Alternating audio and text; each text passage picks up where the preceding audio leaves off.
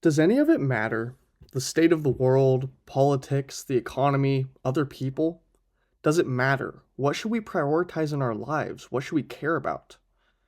I'm going to address this in three ways. One, as a contributing and valuable member of society. Two, as a human focused on gaining as much power and wealth as possible. And three, as a Christian. My hope is that by the time I'm finished writing these, those three methods of observation can have enough similarities to find the best possible answer. But that is yet to be seen. By no means is any of this solid fact. Yes, I did research these topics and I did cite some of my research. However, what you should prioritize and why comes down to personal opinion. I'm under no disillusion to that fact. However, after doing my research and also from personal experience, I believe what I found to be the most accurate information, or at the very least, a great place to start. So, my ask of you, the reader, would be this: take all you read here with a grain of salt, more of a recommendation or a general roadmap than absolute fact. My hope with this essay is less to tell you what to do and more to shine light on what you may want to do for the best results. My hope is that you find this information as useful as I did, because truthfully, I wish dearly that I had this information a few years ago. It would have saved me a lot of problems and wasted time. But enough about me.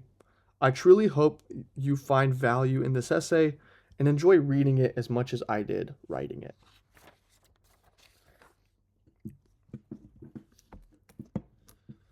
Now, when I first thought of this, I thought to myself, if someone is a contributing member of society, they must be fully immersed and part of society. But I don't know if this is actually the case. A society is formed from tradition, fads, and peer pressure, and it could be debated that in order for someone to be valuable to society, not just contributing but providing more than the average member, they must also be separated from it, or at least unaffected by its almost brainwashing tendencies. This idea stirs up the phrase mob mentality, which I think is quite appropriate for what a society is. No society can or will encourage individuality. Sure, some make it easier, but none encourage it. The reason for that is it goes against the very fabric of what a society is made of. A society is, as said by Oxford Languages, the aggregate of people living together in a more or less ordered community. Individuality will almost always create disorder, since different people are sure to disagree and create problems between themselves. So, to avoid this, a society creates culture, trends, that the members then fall into. So then, how do we add to a society if we're not a part of it? I want to say this up front. The best way to do this is to simply resist the culture and live within the society, to remain an individual but still be surrounded by your peers. But this is far easier said than done. After all, how do you live with Medusa but never meet her gaze? Difficult, to say the least. I want you to remember this, though. A contributing and valuable member is not a member who must be popular, loved, or even liked.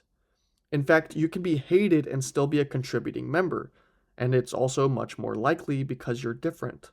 So then, we know what it will require of us to be a contributing member, but what must we prioritize? We've actually covered this already. We know that we don't need to prioritize being loved or admired. We also don't need to prioritize fitting in or following social norms.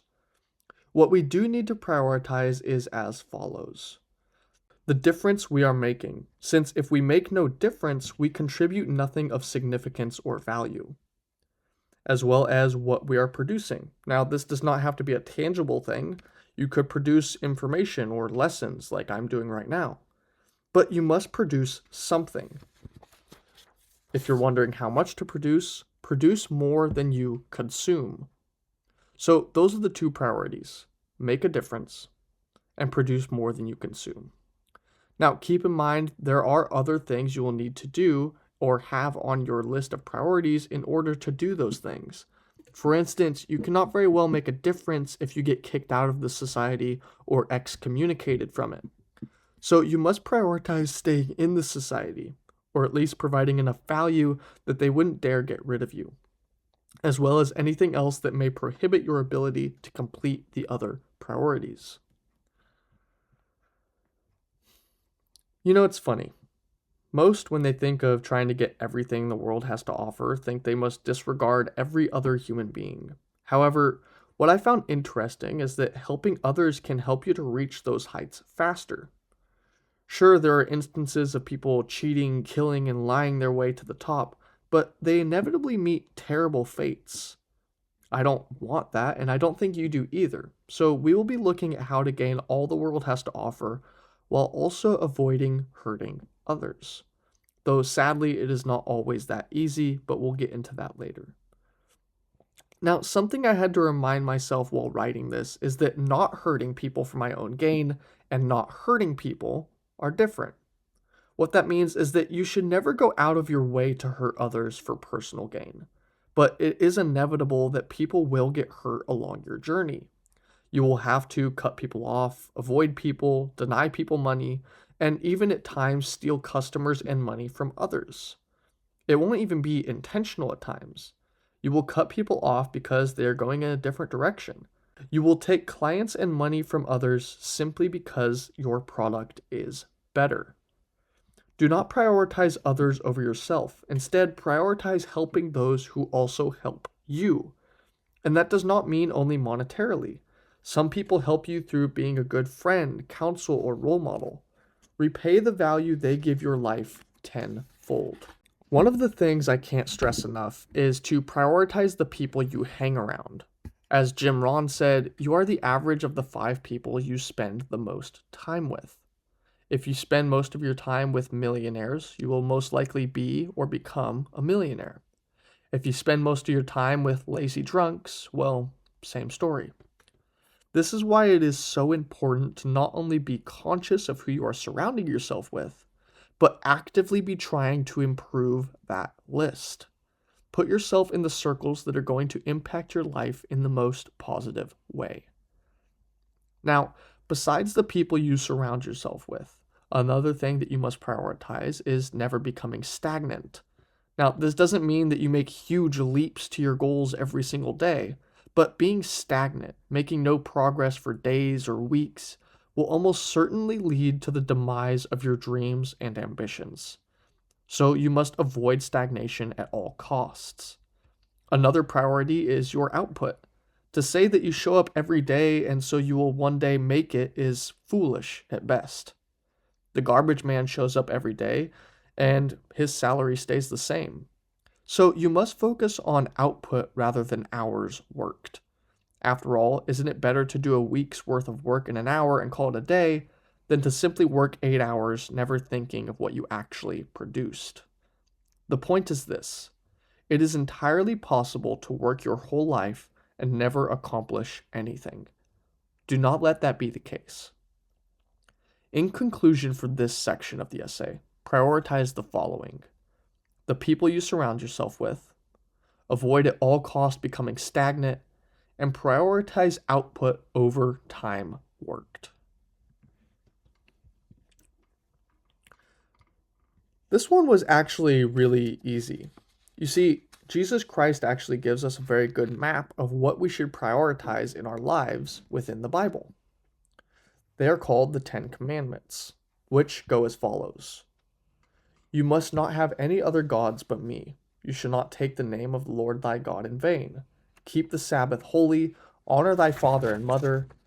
You shall not kill. You shall not commit adultery. You shall not steal. You shall not bear false witness against your neighbor. You shall not make any idols. You shall not covet anything that belongs to your neighbor. So, as a Christian, our priorities consist of these 2 things.